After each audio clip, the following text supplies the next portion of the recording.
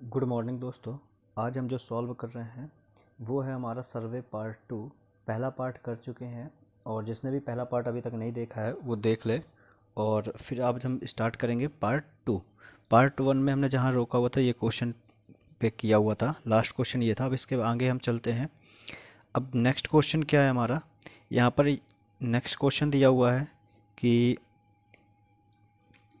Which of the following scale is largest. तो सबसे पहले हम समझते हैं कि स्केल क्या होता है। तो सबसे पहले हम समझेंगे क्या स्केल क्या होता है। तो स्केल इज इक्वल टू होता है map distance upon ground distance. ठीक है। एक एक मेथड है, स्केल एक मेथड है जो क्या करता है, हमारे ग्राउंड के डिस्टेंस को मैप में रिप्रेजेंट करने का एक तरीका है। ठीक है। अब हम बात करेंगे type of scale. Type of scale, type of scale कितनी होती है, तो यहाँ पर दो तरह की स्केल होती है।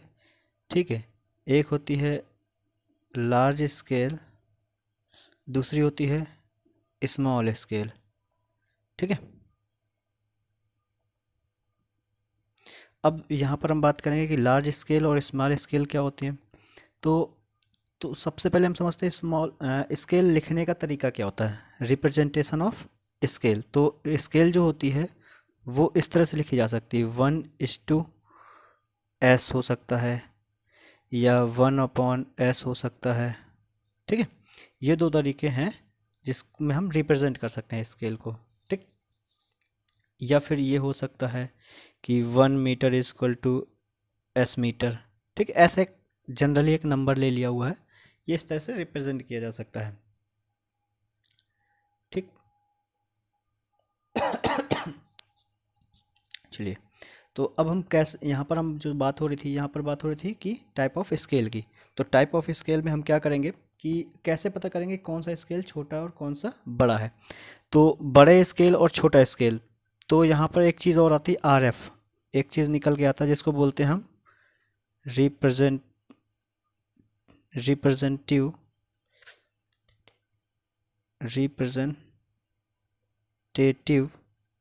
फ्रैक्शन। इसका फुल फॉर्म भी पूछा हुआ है एग्ज़ाम में, तो याद रखिएगा इसको। तो RF में क्या होता है, एक ये मैप डिस्टेंस को ही रिप्रेजेंट करता है, ये ग्राउंड डिस्टेंस को ही रिप्रेजेंट करता है मैप में। एक प्रकार का स्केल के लिखने का ही तरीका होता है। इसमें क्या होती है, दोनों यूनिट यानी कि न्यूमरेटर और डिनोमिनेटर, वो दोनों क्या होती है, सेम होती हैं। अगर न्यूमरेटर मीटर है तो डिनोमिनेटर भी मीटर में रहेगा, सेंटीमीटर में है तो दोनों सेंटीमीटर में रहेंगे, ये होता है। तो यहाँ पर एक स्टेटमेंट होता है जिसको नोट डाल के लिख लीजिएगा कि अगर RF की वैल्यू ज़्यादा है, RF की वैल्यू अगर लार्जर है तो स्केल क्या होगा, लार्जर होगा। ठीक है। और अगर RF की वैल्यू कम है तो स्केल स्मॉलर होगा। ठीक है। वही ज़्यादा मतलब लार्जर, स्मॉलर मतलब कम। ठीक है। तो अब हम क्वेश्चन देखते हैं यहाँ पर। जो हमारा क्वेश्चन था कि यहाँ पर बोला हुआ है कि सॉरी, यहाँ पर बोला हुआ which of the following scale is largest. तो अगर इसको हम लिखें 1/50 मीटर है तो सेंटीमीटर में बदलने के लिए 1/50,000 हो गया। ऑप्शन बी में क्या लिखा हुआ है, 1/50,000। सॉरी, ये पहला वाला 1/5000 था, ये 50,000 हो जाएगा। ठीक है। फिर थर्ड 1 इरेज कर दें।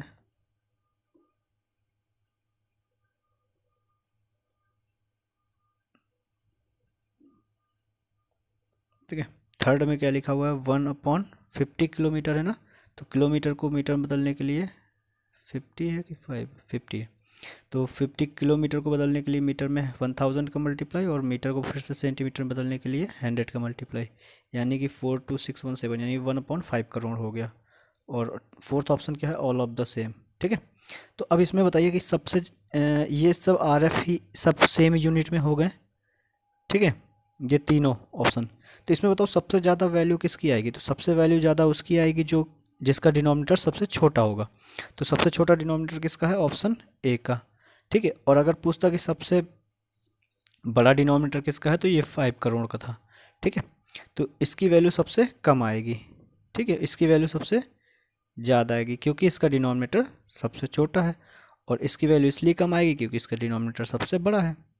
ठीक है, तो यहाँ पर हमने बताया कि which one is the largest, तो जिसका आर एफ वैल्यू ज़्यादा होगी वो लार्जेस्ट होगा। तो आर एफ वैल्यू किसकी ज़्यादा होगी? ऑप्शन ए की। तो सो यहाँ पर ऑप्शन नंबर ए क्या होगा? करेक्ट होगा। ठीक है, चलते हैं नेक्स्ट क्वेश्चन में। यहाँ पर दिया हुआ है a plan of a map was photocopied to a reduced size such that a line originally 100 mm measures 90 mm. The original scale of the plan is 1:1000. The revised scale. तो part one में इसी के part one में हमने बताया हुआ था कि आपका श्रंक स्केल, श्रंक फैक्टर, ये उसी का ही क्वेश्चन है। ठीक है, तो जिसने नहीं देखा देख ले। और चलो फिर से मैं एक बार जो है यहाँ पर बता दे रहा हूँ कि यहाँ पर क्या दिया हुआ है आपको। ओरिजिनल वैल्यू थी 100 mm, रिड्यूस्ड हो गई 90 mm। तो सबसे पहले हम क्या निकालेंगे यहाँ पर? Shrunk factor. Shrunk factor, shrunk factor बराबर क्या होता है? ओरिजिनल लेंथ बटे सॉरी रिड्यूस लेंथ बटे ओरिजिनल लेंथ। ठीक है, तो रिड्यूस्ड कितनी तो 90 mm थी, तो हाँ, तो यहाँ पर 90 mm अपॉन ये 100 थी, तो इसकी वैल्यू कितनी आ गई? 0.9। ठीक है, ये दोनों कट जाएंगे। तो यहाँ पर हमारा श्रंक फैक्टर कितना निकला? 0.9। और यहाँ पर पूछा हुआ है कि the original scale of the plane is this, तो रिवाइज्ड स्केल। तो अब हम बात करेंगे यहाँ पर रिवाइज्ड स्केल। रिवाइज्ड स्केल इसी को बोलते हैं श्रंक स्केल। तो ये क्या होता है? श्रंक फैक्टर गुणे ओरिजिनल स्केल। ठीक है, तो श्रंक फैक्टर कितना था आपका? 0.9। ओरिजिनल स्केल कितना था? 1/1000। ठीक है, तो अब इसको जब सॉल्व करेंगे तो 1/1000, अगर हम ये वैल्यू डिनोमिनेटर में ले जाएं तो ये इसके कहाँ पहुँच जाएगी? 1/0.9। अब जब इसको सॉल्व करोगे तो क्या आएगा? 1 टाइम्स बार बार जाता रहेगा, 1111.11। ठीक है, तो इसका जो रिवाइज्ड स्केल होगा 1:1111.11। ठीक है, तो यहाँ पर दिया हुआ है, इसको ये भी तो लिख सकते हो आप 1:1111। ठीक है, तो देख लो यहाँ पर क्या दिया हुआ है। तो ऑप्शन नंबर बी सही है। यहाँ पर क्या है? ऑप्शन नंबर बी, क्योंकि यहाँ पर 1:900 ये गलत था। ऑप्शन नंबर सी यहाँ पर 1121 दिया हुआ है, ये भी गलत है। यहाँ पर 1221 दिया हुआ है, ये भी गलत है। यहाँ पर ऑप्शन नंबर बी क्या हो जाएगा? आपका सही हो जाएगा। ठीक है, जिसको नहीं समझ में आया फिर से समझ लो। सबसे पहले हमने क्या निकाला? श्रंक फैक्टर निकाला। श्रंक फैक्टर बराबर क्या होता है? रिड्यूस लेंथ बटे ओरिजिनल लेंथ। रिड्यूस हो गई थी आपकी 90, ओरिजिनल थी 100। यहाँ से सॉल्व किया आपने, 0.9 आ गया आपका श्रंक फैक्टर। ठीक है, श्रंक फैक्टर के बाद फिर हमने क्या किया? हमें इसके बाद होता है रिवाइज्ड स्केल, इसी को बोलते हैं, इसी को श्रंक स्केल बोलते हैं। ठीक है, तो ये क्या होता है? रिवाइज्ड स्केल या श्रंक स्केल। ठीक है, तो इज इक्वल टू होता है shrunk factor into original scale. तो ओरिजिनल स्केल क्या था हमारा? 1:1000 था, तो हमने कर दिया, और श्रंक फैक्टर हमारा 0.09 निकला था। इसको जब सॉल्व किया तो हमारा क्या होगा? ये नीचे आ जाएगा, और ये देखने से ही लग रहा है कि 111 टाइम्स ज़्यादा जाएगा। तो ये हमारा क्या हो गया? रिवाइज्ड स्केल हो गया। तो यहाँ पर हमारा ऑप्शन में एग्जैक्ट अगर डाटा देखा जाए तो 0.11 होना चाहिए, 1:1111.11 होना चाहिए, बट यहाँ पर नहीं है, तो डायरेक्ट ऑप्शन यहाँ पर बी सही हो जाएगा। ठीक है, चलिए अब हम चलते हैं नेक्स्ट क्वेश्चन में। यहाँ पर क्वेश्चन देखो, ये कहाँ वो पूछा हुआ? RPSC ACM में सॉरी यहाँ पर पूछा हुआ है इन प्लेन सर्वे, ये क्वेश्चन आया हुआ है देखो। इन प्लेन सर्वेइंग अब प्लेन सर्वेइंग के बारे में आप पहले पता होना चाहिए। यहाँ पर प्लेन सर्वेइंग के बारे में दो चीज़ें पता होना चाहिए कि पहला कि यहाँ पर हम जो है प्लेन सर्वेइंग में हम अर्थ के कर्वेचर को कंसीडर नहीं करते हैं।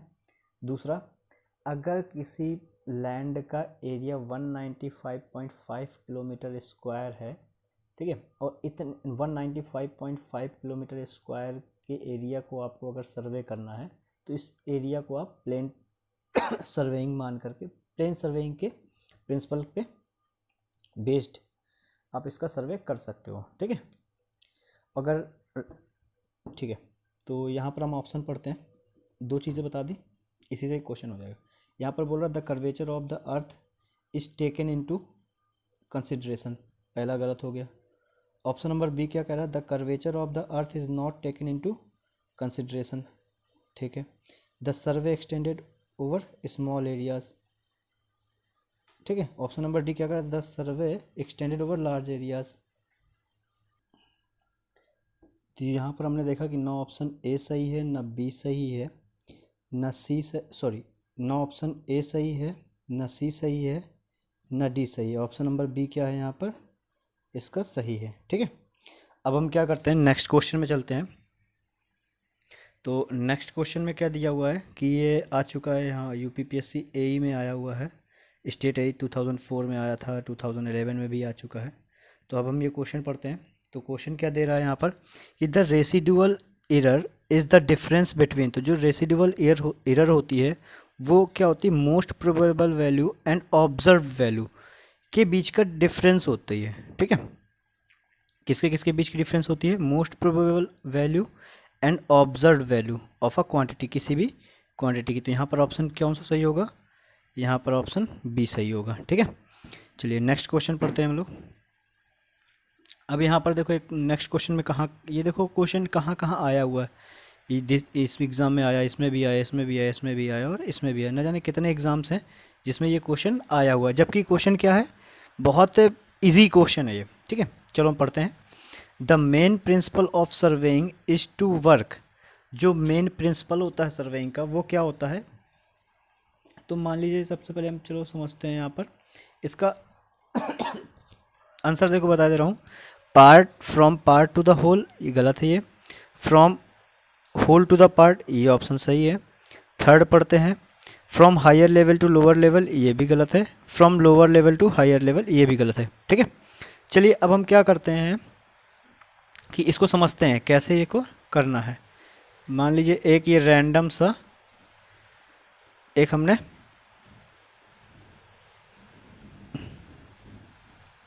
एक रैंडम से हमने ये ले लिया, ठीक है। इसमें हमने कुछ स्टेशंस हैं, जैसे मान लीजिए यहाँ पर एक स्टेशन है, एक स्टेशन से यहाँ पर है, एक स्टेशन से यहाँ पर है, एक स्टेशन से यहाँ पर है, ठीक है। तो यहाँ पर हम क्या करेंगे कि यहाँ पर हम इसको ट्राइंगल्स के फॉर्म में डिवाइड कर लेंगे, ठीक है। तो यहाँ से इसको एक ट्राइंगल्स के फॉर्म में डिवाइड कर दिया, यहाँ से इसको ज्वाइन करा दिया, इधर से इसको ज्वाइन करा दिया, तो एक ट्राइंगल्स के फॉर्म में ये मिल गया, ठीक है। तो क्या हो गया कि ये आपका 1 हो गया, 2 हो गया, 3 हो गया, ये 4 ट्राइंगल्स के फॉर्म में बट गया। तो इसमें क्या होगा कि जो इतने एरिया की जो एरर होगी वो इसी में ही एलिमिनेट हो जाएगी, इसके आगे नहीं बढ़ेगी, ठीक है। दूसरे इसी तरह हम क्या करते हैं, इसको एलिमिनेट कर देते हैं, तो क्या होता है, इससे एक्युमुलेशन ऑफ एरर प्रिवेंटेड हो जाती है, ठीक है। इससे क्या होती है, एरर जो बढ़ती जाती है, अगर हम पूरा सर्वे करेंगे तो एक पहले में आ गई एरर, दूसरे में आ गई, तीसरे में आ गई, इस तरह तो एरर क्या होंगी, बढ़ती चली जाएंगी। बट हम क्या करेंगे, इसको होल टू द पार्ट, तो पूरे एरिया को हमने किस में बांट लिया, पार्ट्स में बांट लिया, पार्ट्स मतलब ट्राइंगुलेशन में, ठीक है। तो पार्ट्स में बांटने से क्या होगा कि हमारा वर्क क्या हो जाएगा, लिमिटेड हो जाएगा कि हाँ हमें पहले इतने एरिया का सर्वे करना है, ठीक है। तो इससे क्या हो जाएगा कि आपका वर्क लिमिटेड हो जाएगा, इसमें जो भी एरर्स हैं उसके चांसेस क्या हो जाएंगे, प्रोबेबिलिटी उसकी कम हो जाएगी। तो पहला काम यहाँ पर क्या करते हैं कि work from whole to part, whole से पार्ट में डिवाइड कर लेते हैं। दूसरा प्रिंसिपल क्या होता है, पहला प्रिंसिपल तो हो गया work from whole to part, दूसरा प्रिंसिपल होता है कि किसी भी स्टेशंस का निर्धारण करना जो होता है वो मिनिमम 2 रेफरेंसेस के साथ में किया जाता है। अगर किसी स्टेशंस की पोजीशन बताना है वो मिनिमम आपको 2 ऑलरेडी नोन पोजीशंस के रेफरेंस में आपको बताना होगा, ठीक है। जैसे मान लीजिए कि यहाँ पर कोई एक पॉइंट है तो हमें बताना पड़ेगा कि यहाँ से डिस्टेंस और यहाँ से डिस्टेंस, ठीक है। ये मान लीजिए स्टेशन ए है, ये स्टेशन आपका बी है, ये सी की पोजीशन बतानी है। तो आप कह सकते हैं कि या तो स्टेशन ए से इतने डिग्री और स्टेशन बी से इतनी डिग्री, या आप कह सकते हैं स्टेशन सी की पोजीशन जो है ये आप बता सकते हैं ए बी से, मान लीजिए यहाँ पर कोई बिंदु है, एक ओ पॉइंट है, वहाँ से परपेंडिकुलर बता सकते हैं कि मान लीजिए यहाँ से एक्स डिस्टेंस, ए से एक्स डिस्टेंस पर 90 डिग्री पर 9 मीटर, जो भी है एक्स मीटर या वाई मीटर, जो भी वैल्यू लेना चाहो तो आप बता सकते हो। कम से कम मिनिमम 2 रेफरेंसेस होने चाहिए, ठीक है। अब हम चलते हैं नेक्स्ट क्वेश्चन में, इसी क्वेश्चन के ऑप्शन में। तो यहाँ से देख के समझ में आ गया कि कौन सा ऑप्शन सही है, कि the main principle of the surveying is to work from whole to part. तो ऑप्शन नंबर 20 का सही है। अगर यहाँ पर ऑप्शन नंबर में नहीं होता तो फिर यहाँ पर क्या होता ऑप्शन, कि यहाँ पर किसी भी स्टेशंस की जो पोजीशन होगी वो मिनिमम 2 ऑलरेडी नोन पोजीशंस के रेफरेंस में बताई जाएगी या दी जाएगी, ठीक है। नेक्स्ट क्वेश्चन क्या कह रहा है, the principle of working from whole to the part is used in surveying because. तो अभी हमने बताया था पीछे कि प्लॉटिंग बिकम्स इजी, हाँ ये भी सही है कुछ हद तक। ऑप्शन नंबर बी अगर हम पढ़ें, survey work can be completed quickly, ये भी हो सकता है कुछ हद तक, ठीक है। एक्युमुलेशंस ऑफ एरर, मेन रीज़न क्या है यहाँ पर, एक्युमुलेशंस ऑफ एरर है। ऑल ऑफ द भी सही हो सकता है, बट यहाँ पर मेन जो रीज़न चाहेगा जो मेन रीज़न है वो एक्युमुलेशंस ऑफ एरर इज़ प्रिवेंटेड। इसमें क्या होती हैं, जो एरर्स हैं, जो हमारी गलतियाँ त्रुटियाँ हैं, वो क्या होती हैं, एक्युमुलेट होने से बच जाती हैं या इसको प्रिवेंटेड किया जा सकता है, ठीक है। तो इसको यहीं पे रखते हैं, नेक्स्ट क्वेश्चन देखते हैं अब। तो यहाँ पर क्या कह रहा है, geodetic survey of India was done. तो जो जियोडेटिक सर्वे है ऑफ इंडिया, भारत का, वाज डन यूजिंग, तो क्या होता है, ये ट्राइंगुलेशंस को फॉलो करता है, ठीक है। ट्राइंगल्स में डिवाइड कर देता है पूरे एरिया को और उसके हिसाब से उसको सर्वे करता है, ठीक है। तो इसका ऑप्शन नंबर ए सही है, लास्ट वाले का सी सही था और उसके पहले का तो बता ही दिया था, हाँ ठीक है। अब हम चलते हैं नेक्स्ट क्वेश्चन पे। तो यहाँ पर कह रहा है the kind of survey work in which curvature of earth is ignored is called. तो यहाँ पर जो कीवर्ड है वो देखना है आपको, इग्नोर। तो हमने आपको बताया था कि सर्वे कितने टाइप्स के होते हैं, on the basis of earth की पोजीशन के आधार पर कितने प्रकार के होते हैं, 2 प्रकार के होते हैं। पहला होता है प्लेन सर्वेइंग, दूसरा होता है आपका जियोडेटिक सर्वेइंग। प्लेन सर्वेइंग में क्या होता है, प्लेन सर्वेइंग में हम लोग अर्थ के सरफेस को फ्लैट मान के सर्वे करते हैं, और जियोडेटिक सर्वे में क्या होता है कि अर्थ के सरफेस को कंसीडर करते हैं, ठीक है। अब हमने प्लेन टेबल में एक पॉइंट और बताया था कि अर्थ, अगर किसी एरिया का आपको सर्वे करना हो और वह एरिया 195.5 किलोमीटर स्क्वायर से कम है, तो उसको आप प्लेन सर्वेइंग मानकर प्लेन सर्वेइंग मानकर सॉल्व कर सकते हो या उसका सर्वे कर सकते हो आप, ठीक है। और अगर हम बात करें जियोडेटिक सर्वेइंग का, तो इससे ऊपर का एरिया, वैसे अगर बात की जाए तो 250 किलोमीटर स्क्वायर तक रिलायबल होता है plane table surveying, sorry plane table नहीं, प्लेन सर्वेइंग, ठीक है। प्लेन टेबल सर्वेइंग तो एक अलग ही टाइप का सर्वेइंग हो गया, वो लास्ट में पढ़ेंगे। तो यहाँ पर हम प्लेन सर्वेइंग की बात कर रहे हैं। तो प्लेन सर्वेइंग क्या होता है कि आपका 250 किलोमीटर स्क्वायर तक रिलायबल होता है, बट हम क्या करते हैं 195 से अगर ज़्यादा होता है तो आपका जियोडेटिक सर्वेइंग को अडॉप्ट करते हैं। तो यहाँ पर इसका आंसर क्या है, यहाँ पर इग्नोर करने के लिए बोल रहा ना, अगर हम अर्थ के कर्वेचर को इग्नोर कर दें तो क्या हो जाएगा, फिर वो आपका आंसर प्लेन सर्वेइंग हो जाएगा, ठीक है। चलिए इसका ऑप्शन क्या हो जाएगा, आंसर डी सही हो गया, ठीक है। 20 नंबर पे diagonal scale is used for measuring, तो बताया था कि जो है स्केल क्या होती है, एक ग्राउंड डिस्टेंस को मैप में रिप्रेजेंट करने का तरीका होता है। स्केल इक्वल टू होता है map distance upon ground distance, ठीक है। फिर इसमें यहाँ पर जो डायगोनल स्केल, ये कुछ 2-3 टाइप्स की होती हैं। एक नॉर्मल स्केल होती है, डायगोनल स्केल होती है, और भी होती हैं, ठीक है। तो नॉर्मल में सिर्फ यूनिट और टेंथ के प्लेस तक देखा जाता है, और अगर हम बात करें डायगोनल की तो यहाँ per unit, tenth and hundred के प्लेस तक देखा जाता है। यूनिट एंड वन टेंथ, 1/10 मतलब हो गया 0.1, तो ये हो गया नॉर्मल स्केल। इसको क्या बोलते हो आप? नॉर्मल स्केल, ठीक है। डायगोनल स्केल ये नहीं होगा, ये diagonal of a closed polygons angle between the line in a plane, ये भी नहीं होगा। तो यहाँ पर ऑप्शन नंबर बी सही होगा, ठीक है। चलिए, in geodetic survey all plumb of lines are, तो मान लीजिए जियोडेटिक सर्वेइंग में आपके अर्थ है ये, इसमें क्या होता है कि आप कहीं पर भी प्लम बॉब को रख दो, चाहे आप यहाँ रखो चाहे आप यहाँ रखो, तो ये अर्थ के सेंटर से जा कर के मिलती हैं। तो यहाँ पर जो प्लम बॉब लाइंस हैं, ये आपकी प्लम बॉब है। ये प्लम बॉब लाइंस क्या है? रेडियल ही हैं। आप अगर यहाँ पर भी रखोगे इसको प्लम बॉब को, तो ये आकर के इसके अर्थ के सेंटर पे मिलेगा, ठीक है। तो इसकी सारी की सारी जो प्लम्ब ऑफ लाइंस होंगी वो कॉन्टिन्यूस नहीं होंगी, परपेंडिकुलर नहीं होंगी, ठीक है, और पैरेलल भी नहीं होंगी, रेडियल होंगी, क्योंकि ये सब की सब क्या है? रेडियस के डायरेक्शन में। कहीं से भी ले लो आप, चाहे यहाँ ले लो, यहाँ ले लो, यहाँ ले लो, कहीं पे भी ले लो, ठीक है। तो ये इसके रेडियल ही होंगी, ठीक है। चलिए नेक्स्ट क्वेश्चन। यहाँ पर क्या कह रहा है? The curvature of earth surface is taken into account only if the extent of survey is more than. यहाँ पर कह रहा है जब कर्वेचर ऑफ अर्थ, जो अर्थ का कर्वेचर है, लिया जाएगा इफ, ओनली इफ, मात्र तभी लेंगे if the extent of survey is more than. अगर अर्थ के सर्वेस को, कर्वेचर को कंसीडर करोगे तो क्या होगा? वो आपका जियोडेटिक सर्वे हो जाएगा। तो जियोडेटिक सर्वे में अभी हमने बताया था आपको कि जब एरिया कैसा होना चाहिए? 260 किलोमीटर से ज़्यादा होना चाहिए, ठीक है। वैसे होना चाहिए 195.5 किलोमीटर से ज़्यादा होगा तो हम जियोडेटिक कंसीडर करेंगे।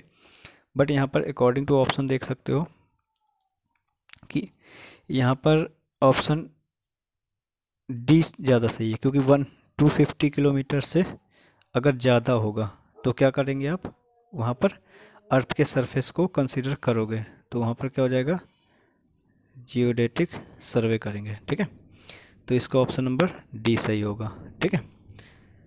कुछ भी को बुक्स में इसका आंसर बी भी दिया हुआ है, जो कि गलत है, ठीक है।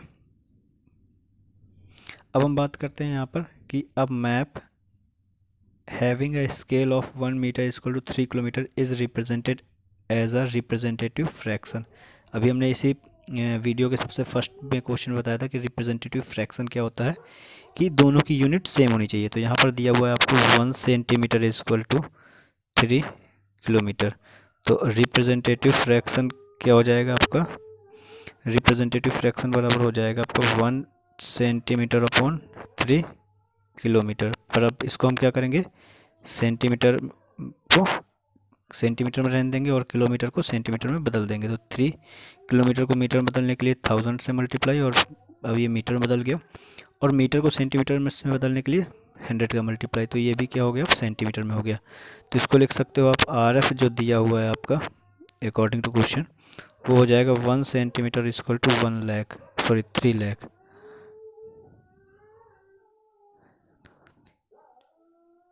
ठीक है। तो ये सेंटीमीटर सेंटीमीटर कट जाएगा, तो 1/3 इंटू 10⁵, ठीक। तो ऑप्शन नंबर कौन सा सही होगा इसका? 1:3 इंटू 10⁴, ये गलत हो जाएगा। 1:1 2 3 4 5, हाँ ये ऑप्शन भी सही है। डी भी गलत, सी भी गलत, ठीक है। तो ऑप्शन नंबर बी यहाँ पर क्या हो जाएगा? सही हो जाएगा, ठीक।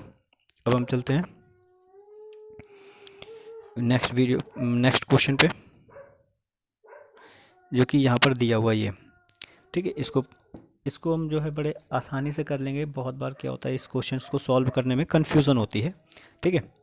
पर यहाँ पर अभी हम जब इसको समझेंगे तो जरा कोई भी कन्फ्यूज़न नहीं रहेगी। ठीक है, यहाँ पर बात कर रहा है, क्वेश्चन पढ़ते हैं। यहाँ पर क्या कह रहा है क्वेश्चन में कि a surveyor measured the distance between 2 points on the plane drawn to a scale of 1:40, यानी 1 सेंटीमीटर इक्वल टू 40 मीटर।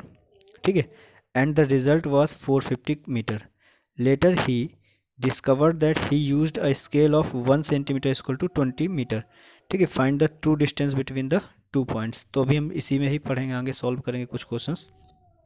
तो एक फॉर्मूला होता है true length into true wrong into wrong. ठीक है, अगर हम बात करें true length into true measured length, ठीक, true length of the tape, true length, true measured length, wrong length of the tape, wrong measured length, मतलब wrong length.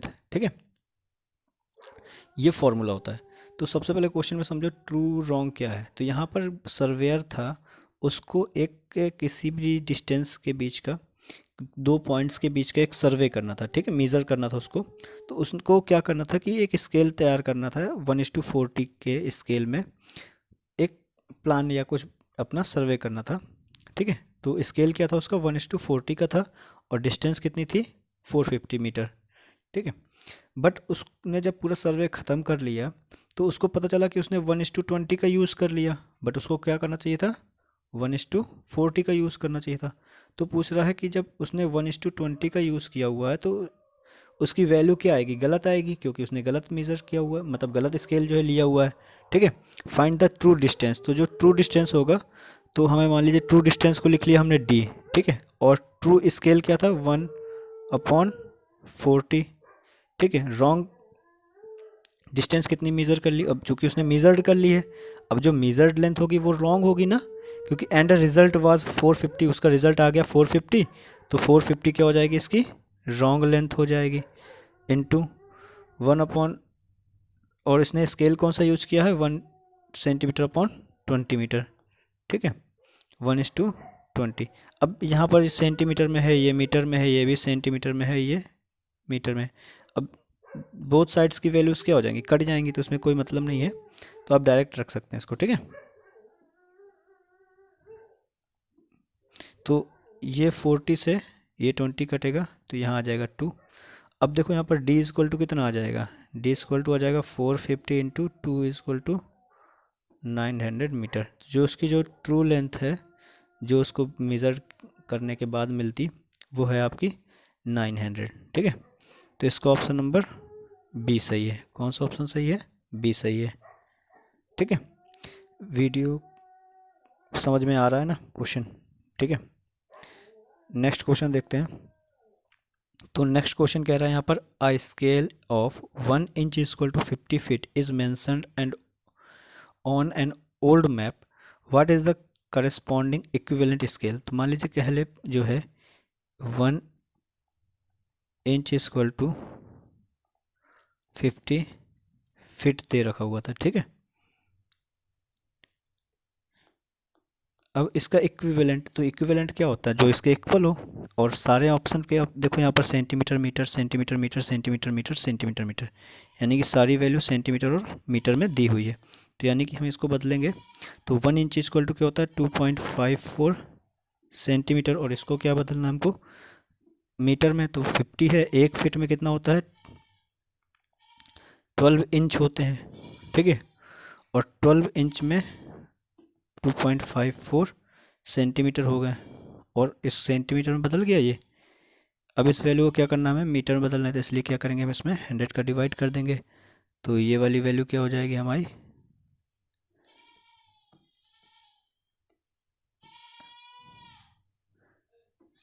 ये value मिल जाएगी हमको मीटर में। ठीक है, तो ये 2.54 से 2.54 कैंसिल हो गया, ये 20 से 10 ये कैंसिल हो गया, तो क्या बचेगा 60/10, 60/10 इक्वल टू 6 मीटर।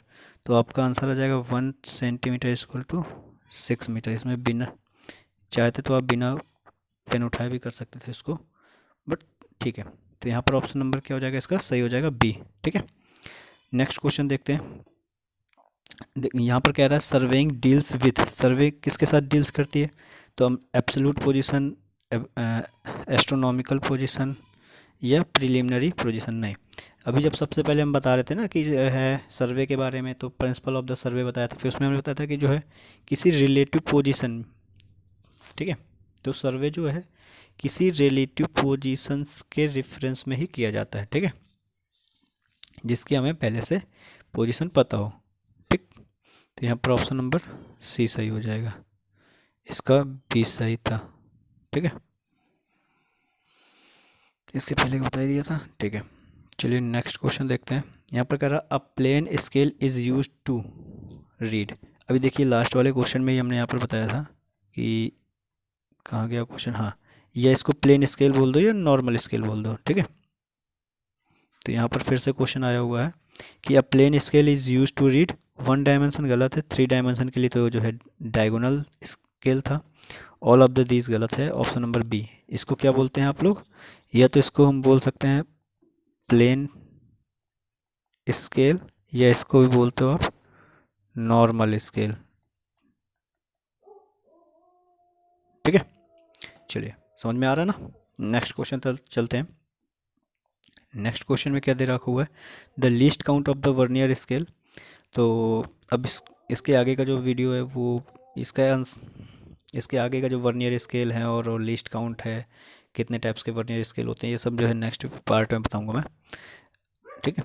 तो ये क्वेश्चन अगर आपको आता है तो कमेंट बॉक्स में नीचे कमेंट कर दीजिएगा, और इसके आगे से मैं जो है नेक्स्ट वीडियो में कंटिन्यू करूँगा, ठीक है। Thank you. और वीडियो कैसा लगा ये ज़रूर बताइएगा कमेंट्स में।